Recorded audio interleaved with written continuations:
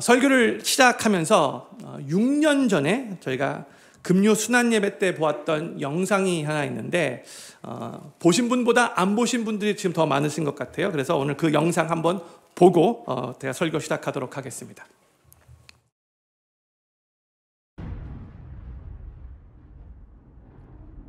It's Friday. Jesus is praying.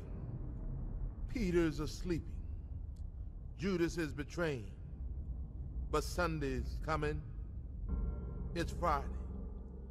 Pilate's struggling. The council is conspiring. The crowd is vilifying. They don't even know that Sunday's coming. It's Friday. The disciples are running like sheep without a shepherd. Mary's crying. Peter is denying. But they don't know that Sundays are coming. It's Friday. The Romans beat my Jesus. They robe him in scarlet. They crown him with thorns. But they don't know that Sunday's coming. It's Friday. See Jesus walking to Calvary. His blood dripping. His body stumbling. And his spirit's burdened. But you see, it's only Friday. Sunday's coming. It's Friday. The world's winning. People are sinning. And evil's grinning. It's Friday. The soldiers nailed my Savior's hands to the cross. They nailed my Savior's feet to the cross. And then they raised him up next to criminals. It's Friday. But let me tell you something. Sunday's coming. It's Friday. The disciples are questioning what has happened to their king. And the Pharisees are celebrating that their scheming has been achieved. But they don't know it's only Friday. Sunday's coming. It's Friday. He's hanging on the cross, feeling forsaken by his Father, left alone and dying. Can nobody save him? Oh, it's Friday, but Sunday's coming. It's Friday.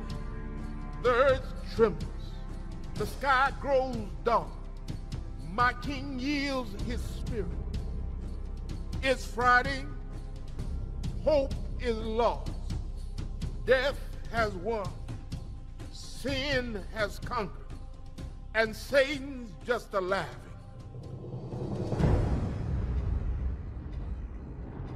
It's Friday. Jesus is buried.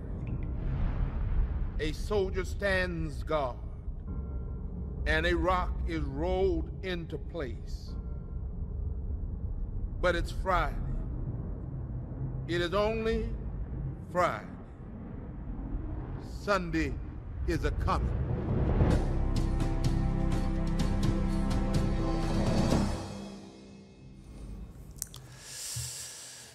박수 한번 치십시오.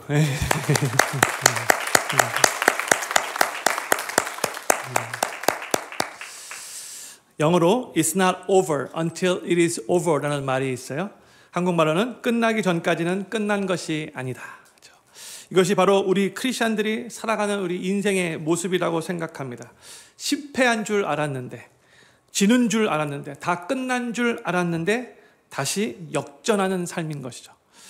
크리스찬 책 중에 또 이런 책 제목이 있어요. Don't put a period where God put a comma. 하나님이 쉼표를 찍은 곳에 마침표를 찍지 말라. 형님들, 마침표를 찍는 일은 우리가 하는 일이 아닙니다. 우리가 섣불리 먼저 마침표를 찍어서는 안 됩니다. 왜냐? 우리 하나님께서 언제든지 그 상황을 역전시키실 수 있기 때문입니다. 아멘이십니까? 아멘. 모든 이스라엘 군사들이 이 블레셋의 9피트 되는 그 거인 골리앗 앞에서 무서워 떨면서 속수무책 그 상황 가운데 있었어요.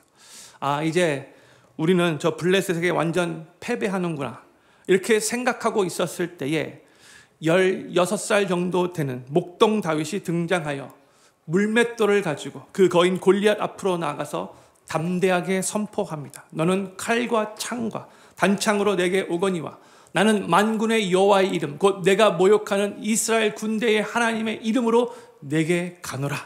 그리고 다윗이 물맷돌을 던졌을 때에 그 거인 골리앗의 이마 정중앙에 맞고 쓰러졌고 결국 다윗의 손에 이 골리앗이 죽게 됩니다. 누가 이런 일이 일어날 거라고 상상이나 했겠습니까? 하나님께서 그 상황을 역전시키신 것이죠. 이스라엘 백성들은 출애굽을 한 후에 낮에는 구름 기둥, 밤에는 불 기둥이 그들의 여정을 인도했기 때문에 그냥 그대로 따라갔어요. 근데 어느 날 보니까 앞에 홍해가 딱 가로막고 있는 거예요. 그 상황에서 애굽의 군사들은 또 뒤에서 추격해 옵니다. 이제 오도 가도 못하는 진퇴양난의 상황이 된 겁니다. 그러나 모세가 이스라엘 백성들 앞에서 당당하게 선포합니다. 너희는 두려워 말고 가만히 서서 여호와께서 오늘날 너희를 위하여 행하시는 구원을 보라. 너희가 오늘 본 애굽 사람을 또 다시는 영원히 보지 못하리라. 여호와께서 너희를 위하여 싸우시니 너희는 가만히 있을지니라 했어요. 그리고 모세가 지팡이로 홍해를 내려쳤을 때에 이 자연의 법칙이 무너지고 홍해가 쫙 갈라져서 양옆으로 물벽이 생기고 이스라엘 백성들은 그 홍해를 마른 땅과 같이 무사히 건널 수 있게 되었어요. 그런데 이 이스라엘 백성들을 죽이려고 추격해왔던 이 애굽 군대들은 다 홍해에서 수장되어 죽게 되었죠. 대반전이 일어난 겁니다. 누가 이런 일이 일어날 거라고 상상이나 했겠습니까? 그러나 하나님께서 그 상황을 역전시켜 주신 겁니다. 예수님은 금요일에 그 프라이데이에 십자가에 못 박혀 죽으시고 장사되어 무덤에 묻히셨어요. 사람들은 정말 모든 사람들은 그 예수님의 죽음으로 다 끝난 줄 알고 절망하고 있었습니다. 심지어 예수님의 제자들도 다 두려워하며 도망가 숨어 있었습니다. 그러나 예수님의 이 스토리는 그 죽음으로 끝나지 않았죠. 허허허 하면서 Sunday is coming 영상이 기억나죠. 예수님은 그 썬데이에 죽으신 지 3일 만에 사망 권세 다 깨트리시고 그 죽음에서 부활하셨습니다. 그리고 모든 것들이 다 역전되었습니다. 그 어느 누구도 예수님이 다시 살아날 거라고 기대하지 않았습니다. 그러나 하나님은 잠시 쉼표를 찍은 것이지 마침표를 찍으신 것이 아니었습니다. 이 예수님의 부활 사건이야말로 인류 역사상 가장 드라마틱한 대역전 드라마라고 할 수 있습니다. 인간적인 생각으로는 사람이 죽었다가 다시 살아나는 것이 터무니없는 소리같이 들리죠. 그런데 예수님이 그냥 인간이셨다면 죽음에서 다시 살아나신 것이 정말로 터무니없는 소리이겠지만 예수님은 본래 인간의 몸을 입고 오신 하나님의 아들이시기에 이 부활이 가능했던 겁니다. 예수님의 부활은 예수님이 정말로 하나님의 아들이심을 확증해주는 사건이 되었고 예수님의 그 십자가에서의 죽음이 인간의 모든 죄를 용서하기 위한 하나님의 구원 방법이었다는 것을 증명해주는 사건이 된 겁니다. 로마서 1장 4절 말씀 우리 같이 한번 읽도록 하겠습니다. 시작. 성결의 영으로는 죽은 가운데서 부활하여 능력으로 하나님의 아들로 인정되셨으니 곧 우리 주 예수 그리스도시니라. 아멘. 예수님이 십자가에서 죽으신 것으로만 끝이 났다면 사람들이 그 예수님의 구원 사역을 잘 이해하지 못했을 텐데 예수님의 부활은 예수님이 하나님의 아들이시고 그동안 예수님이 가르치시고 선포하셨던 그 모든 증언들이 다 진실이었다는 것을 증명하는 사건이 되는 겁니다. 이 세상에 그 어느 누구가 사망 권세 다 깨트리고 죽음에서 부활할 수 있겠습니까? 오직 예수님밖에 할 수 없는 겁니다. 예수님이 하나님의 아들이시기에 이게 모든 게 가능한 거죠. 세상의 모든 종교의 창시자들은 이미 다 죽고 무덤에 그대로 갇혀 있어요. 공자도 죽고 맹자도 죽고 석가도 죽고 마음에 또 다 죽었어요. 그들은 부활하지 않고 그냥 죽음 상태로 있어요. 그러나 오직 예수님만 죽음에서 부활하셨고 부활하신 후에는 하늘로 승천하셨고 지금도 여전히 살아계셔서 하나님 보좌 우편에서 온 우주 만물을 다스리고 계시고 또한 그 예수님을 믿는 우리 크리스찬들 안에 영으로 함께하고 계십니다. 예수님은 본래 하나님의 아들로서 온 인류의 죄의 문제를 해결하시기 위해 이 땅에 인간의 몸을 입고 오셨던 것이고 하나님의 계획대로 죄인인 우리 인간 대신 십자가에서 죽으셨던 것이고 또 예수님께서 이미 미리 말씀하신 대로 죽은 지 3일 만에 부활하신 겁니다.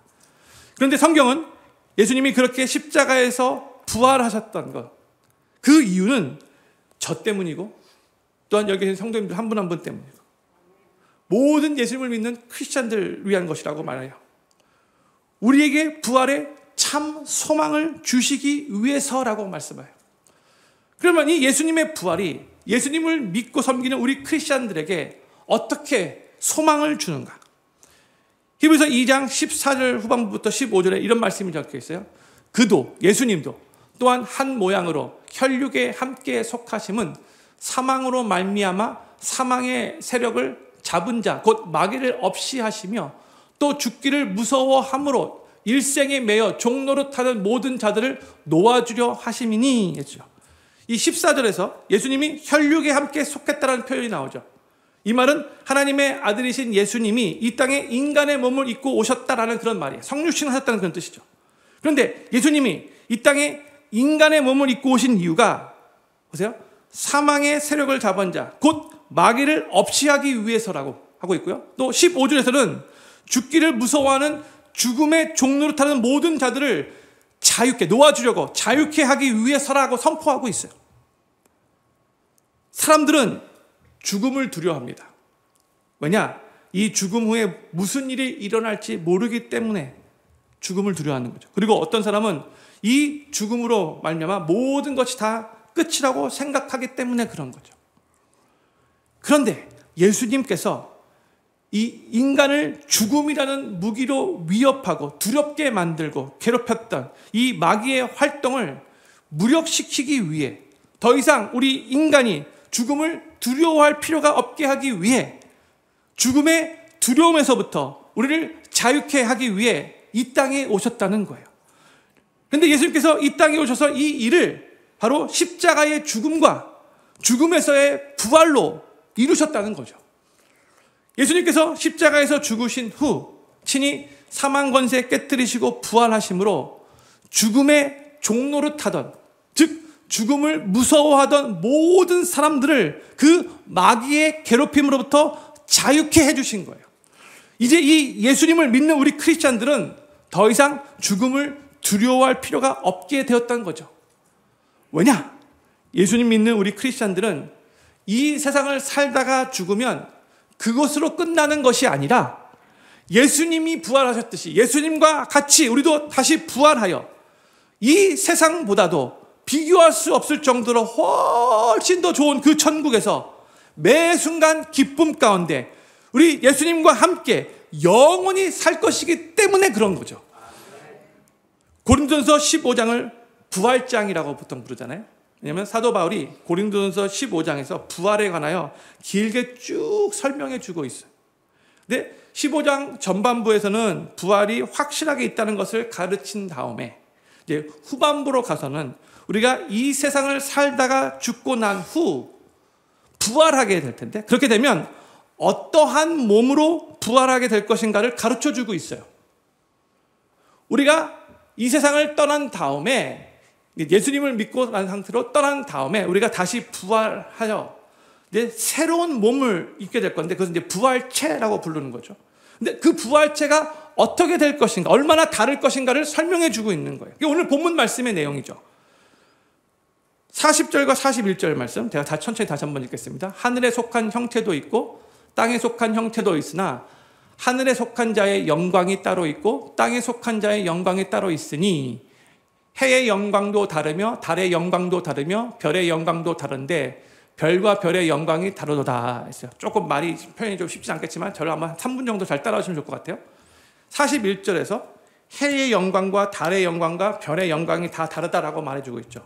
그러니까 해, 별들을 보면은 크기도 다르고 온도도 다르고 색깔도 다르고 밝기도 다 다르잖아요. 그렇죠? 그런 식으로 말한 거예요.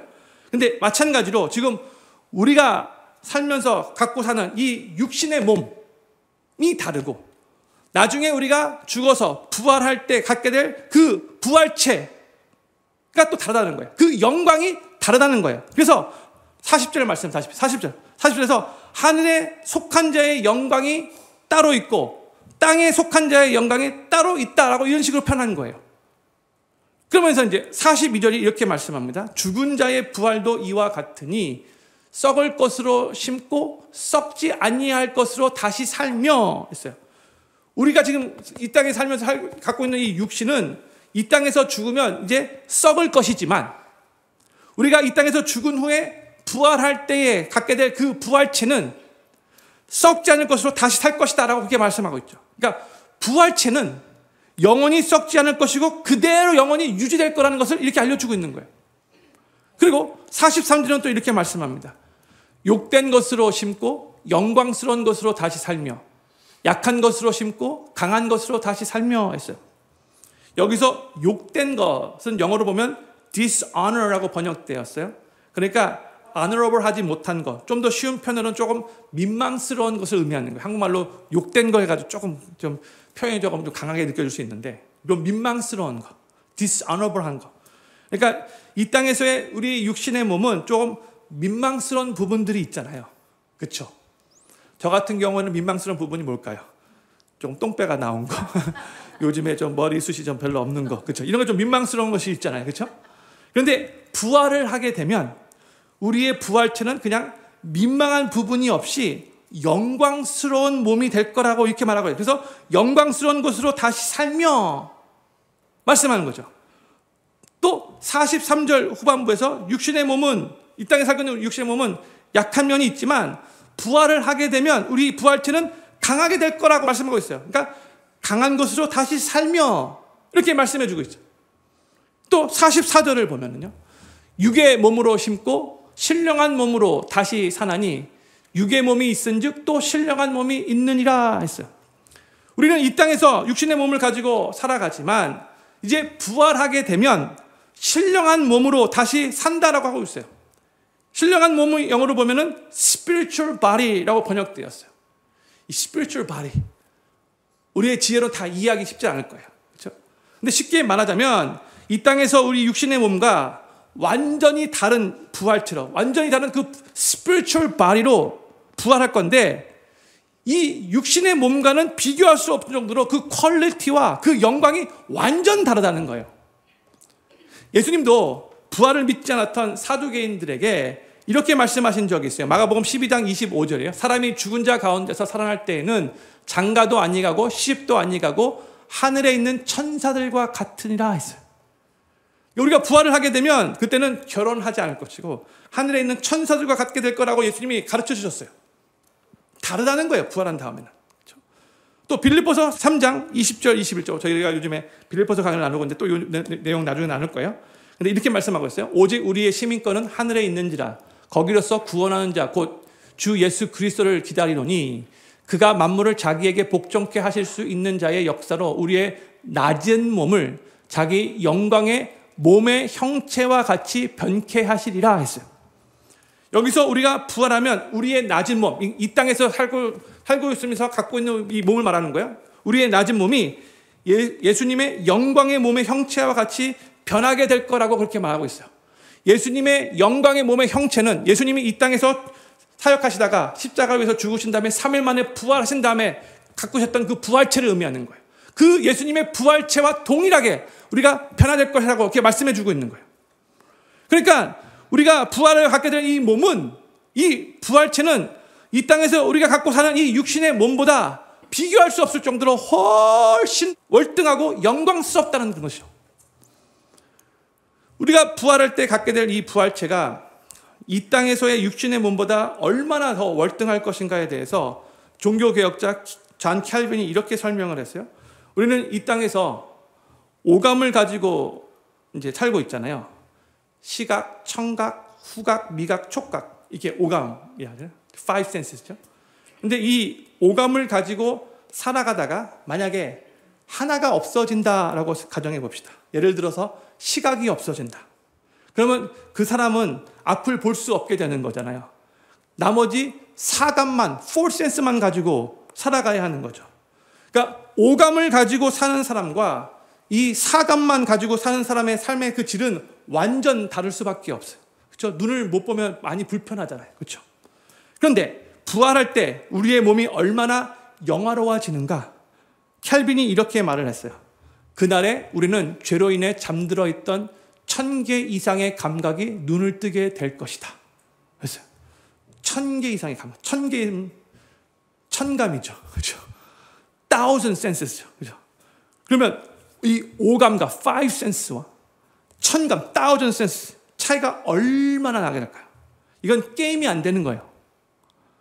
지금의 몸이 마치 뭐 곤충 정도 수준이라면 우리가 부활할 때 갖게 될 그 부활체는 뭐 600만 불 사나이의 그 몸보다 아니면 슈퍼맨의 그 몸보다 훨씬 더 월등한 몸이 될 거라는 뜻이죠. 중세시대 때 신학자들이 우리가 부활할 때 갖게 될 이 부활체를 가지고 많은 질문을 하며 신학을 정립했어요. 10살에 죽은 아이는 이제 부활하고 천국에 가게 되면 몇 살일까? 10살일까? 90세에 돌아가신 할아버지는 부활해서 천국에 가면 90세의 노인의 몸으로 갈까? 이런 류의 질문들을 수도 없이 서로 많이 한 거예요. 만약에 내 아버지, 또 내 할아버지, 그리고 내 증조 할아버지가 다 예수님을 믿고 죽었다면 부활할 때 어떤 모습으로 부활할까요? 아버지는 나보다 조금 더 늙게 보이고, 또 할아버지는 내 아버지보다 조금 더 늙게 보이고, 또 증조 할아버지는 할아버지보다 조금 더 늦게 보일까요? 그러면 1000년 전에 예수님을 믿고 죽은 사람은 어떻게 되는 거죠? 또 많이 아파서 잘 움직이지 못했던 성도는 부활할 때 어떤 모습일까요? 아토피 때문에 맨날 간지럽던 분들 부활하시면 계속해서 간지러울까요? 교통사고로 팔다리를 잃은 성도는 부활할 때 어떤 모습으로 부활할까요? 궁금하시지 않아요? 수많은 신학자들이 이런 질문들을 하면서 성경 말씀을 토대로 이런 결론을 내렸어요. 우리가 성장하면서 각자의 일생 속에서 가장 최상의 베스트의 상태가 있을 때가 있잖아요. 그게 어떤 때인가? 사람들마다 다 조금씩 다르겠지만 보편적으로 한 20대 혹은 30대 초반쯤이 되겠죠. 그래서 부활할 때의 모습은 그 사람의 육신의 베스트의 모습일 것이다 라고 주장해요.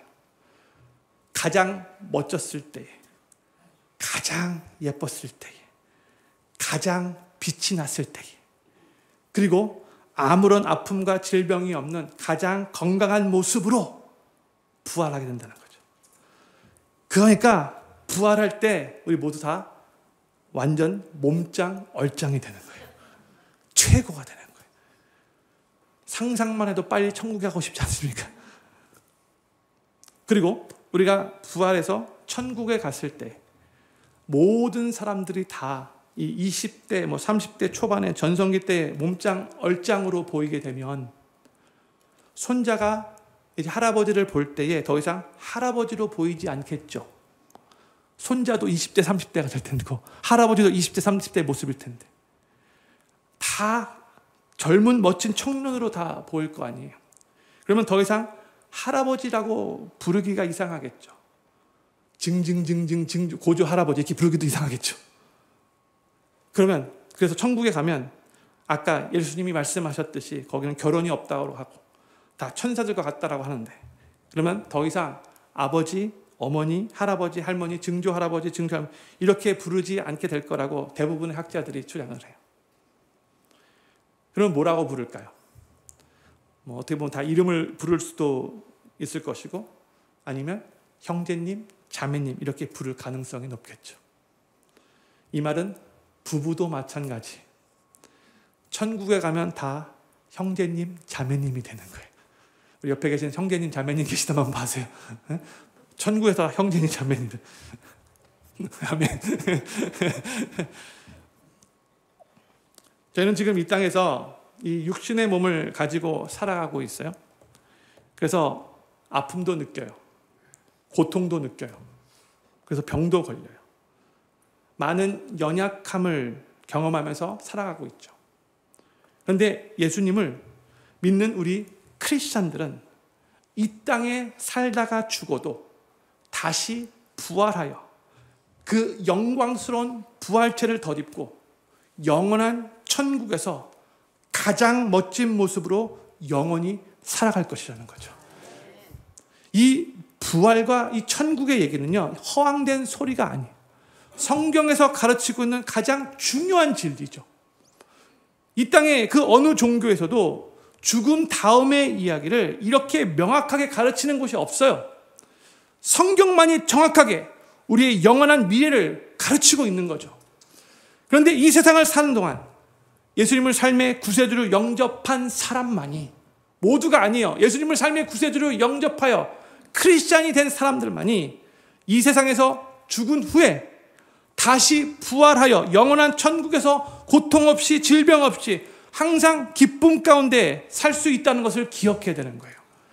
저는 여기 계신 모든 분들이 정말 한 분도 빠짐없이 이 세상을 살아가는 동안에 꼭 예수님을 삶의 구세주로 영접하시고 구원받으시고 하나님의 자녀가 되셔서 이 세상을 떠난 후에도 다시 부활하여 훨씬 더 월등한 그 부활체를 덧입고 영원한 천국에서 주님과 함께 영원히 기쁨과 영광 가운데 살아가시게 되기를 우리 구주 예수님의 이름으로 간절히 축원합니다. 베드로가 초대교회 성도들이 예수님을 믿는 그 이유 때문에 로마 제국으로부터 핍박을 받고, 그래서 어쩔 수 없이 고향 땅을 떠나 뿔뿔이 흩어져서 고난 가운데 살고 있는 크리스찬들을 격려하며 힘을 북돋아 주기 위해서 편지를 썼는데, 베드로 전서죠. 근데 편지 서두에 이런 말을 했어요. 1장 3절이에요. 찬송하리로다. 우리 주 예수 그리스도의 아버지 하나님이 그 많으신 긍휼대로 예수 그리스도의 죽은 자 가운데서 부활하심으로 말미암아 우리를 거듭나게 하사 산 소망이 있게 하시며 했어요. 베드로전서 1장 1절과 2절은 인사말이에요. 그리고 3절부터 본론을 시작하는데 제일 먼저 찬송하리로다 라고 시작을 하고 있어요. 아니, 지금 고향 땅을 떠나 타지에서 환경도 정말 열악하고 여전히 로마 제국의 핍박이 도사리고 있고 상황적으로 참 힘들고 불안한 상황인데 어떻게 찬송이 나올 수 있습니까?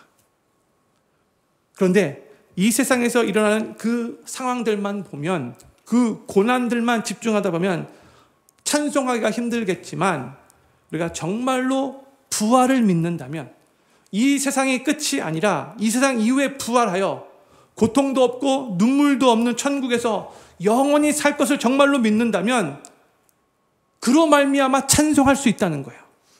부활의 소망을 가질 때 이게 가능하다는 거죠. 베드로가 3절에서 뭐라고 말하고 있어요? 예수 그리스도께서 죽음에서 부활하심으로 말미암아 우리 크리스찬들에게 산 소망이 있게 하셨다, 이렇게 말하고 있어요. A living hope through the resurrection of Jesus Christ from the dead, 이렇게 말하고 있죠.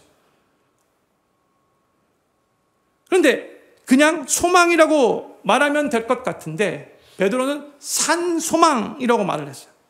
이 산 소망은 뭘 의미하는 것인가? 제가 전에 말씀드렸지만 그냥 소망과는 다르다는 거예요. 근데 영어로 이제 산 소망을 living hope라고 번역했는데, 뭐 그러면 이 소망이 죽지 않고 살아있다는 의미로 산 소망이라고 말하는 것인가? 답부터 말씀드리자면요, 이 산 소망은 애매한 막연한 소망이 아니라는 거예요.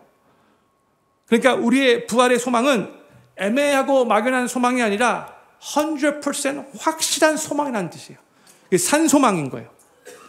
예수님이 죽음에서 부활하셨기 때문에, 부활의 첫 열매가 되셨기 때문에 이제 그 예수님을 믿는 우리 크리스찬들도 확실하게 부활할 것이다. 이것은 애매하거나 막연한 게 아니라 100% 확실하다, 산 소망이다, 이런 의미인 거죠. 너희가 이 세상에서 예수님을 믿으며 살고 있는데 그 믿음으로 말미암아 고난도 받고 또 주님이 말씀하신 대로 순종하기 위해서 어떨 때는 희생도 하고 어떨 때는 핍박도 받는데, 그런데 그건 죄악이 관영한 이 세상을 살아가는 동안에는 어떻게 보면 당연한 것이고, 또한 이 땅에서 그렇게 산다 할지라도 괜찮다. 왜냐? 우리는 이 땅에서 잠시 살다가 갈 것이고 이후에는 부활할 것이니까. 그러면 우리는 주님 앞에 서게 될 것이고, 우리가 이 세상에서 주님을 위해 섬기면서 말씀 순종하며 살았던 그대로 우리가 희생하고 핍박받은 것이 있다면 더 큰 상급으로 그렇게 하나님께서 보상해 주실 것이니까. 그리고 그 무엇보다 우리는 영원한 천국에서 고통 없이 기쁨 가운데 영광스럽게 영원히 살아갈 것이니까, 이 부활이 100% 확실하니까, 조금 더 1% 애매한 것이 없으니까, 산 소망이 되니까 이 확실한 부활의 산 소망을 붙잡고 이 세상을 더욱더 담대하게 살아가라. 이게 지금 베드로의 가르침인 거죠. 저 영원한 천국을 확실하게 믿으면 이 땅에서 저희가 받는 일시적인 고통과 아픔과 괴로움과 슬픔에도 우리는 크게 요동하지 않고 저 영원한 천국 바라보며 산 소망 가운데 이 세상을 더욱더 담대하게 기쁨으로 살 수 있는 겁니다. 주 안에서 항상 기뻐할 수 있는 거예요. 그리고 우리는 부활을 확실하게 믿기 때문에 이 세상을 떠나면 그것으로 끝이 아니라 부활하여 우리 주님이 계신 그 영원한 천국에서 주님과 함께 살 것을 확실하게 믿기 때문에 이 세상에서 우리가 어떠한 삶을 산다 할지라도, 어떠한 고난이 있고 어떠한 힘든 상황을 경험한다 할지라도 그 영원한 천국의 삶으로 말미암아 우리의 삶은 예수님 안에서 결국 대역전 드라마가 될 수밖에 없다는 거예요. 저는 필그림교회 모든 성도님들이 조금 더 의심하지 않고 100% 확실하게 우리가 이 세상에 살다 죽어도 그것으로 끝나는 것이 아니라 그 후에 부활이 있을 것이고 또한 영원한 천국에서 주님과 함께 살 것을 확신하면서 이 세상에서의 아픔과 슬픔과 괴로움에도 크게 요동하지 않으시기를 바라고, 저 영원한 천국 바라보시면서 이 세상을 더욱더 담대하게 초월하며 살아가시며 승리하실 수 있게 되기를 우리 구주 예수님의 이름으로 간절히 축원합니다. 우리가 자리에서 일어나셔서